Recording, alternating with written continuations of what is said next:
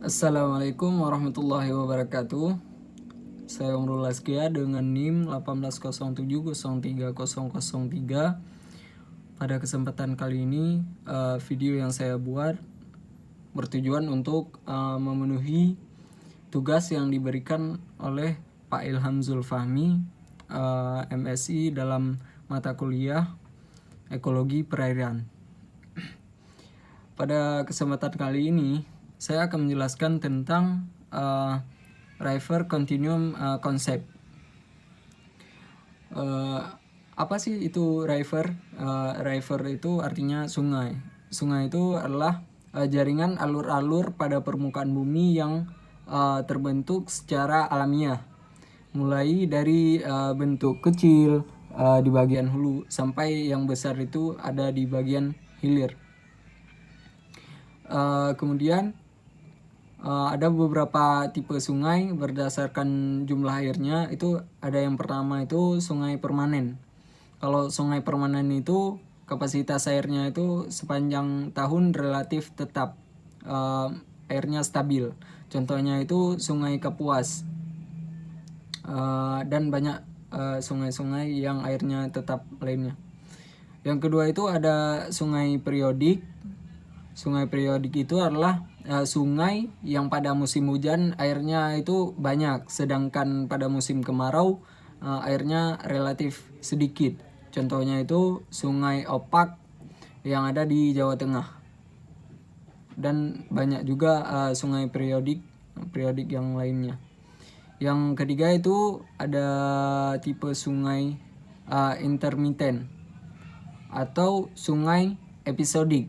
Kalau sungai ini airnya lebih sedikit. Kalau sungai episodik itu sungai yang mengalir airnya pada musim penghujan, sedangkan pada musim kemarau airnya kering. Jadi ini tingkatan sungai yang paling bawah lah, yang paling sedikit airnya. Contohnya itu ada Sungai Kalada di Pulau Sumba. Kemudian apa sih karakteristik sungai? Yang pertama itu alirannya searah. Yang kedua itu kederasan aliran atau kapasitasnya sering berfluktuasi atau naik turun. Yang ketiga itu dasar sungai dan tepiannya tidak stabil. Kan banyak tuh sungai-sungai di kampung kita, ada yang tepiannya pendek, ada yang panjang, begitulah kira-kira. Kemudian bentuknya itu memanjang. Kalau selanjutnya itu relatif dangkal. Ada beberapa sih, tapi kebanyakan sungai itu dangkal, walaupun ada juga yang dalam. Kemudian biota yang ada di sungai itu beradaptasi dengan aliran searah. Maksudnya itu kan airnya dari gunung turun ke laut. Jadi biota-biota tersebut sudah terbiasa dengan aliran searah tersebut, tidak bolak-balik airnya. Kemudian kekeruhan konsentrasi oksigen dan pertukaran nutriennya lebih besar.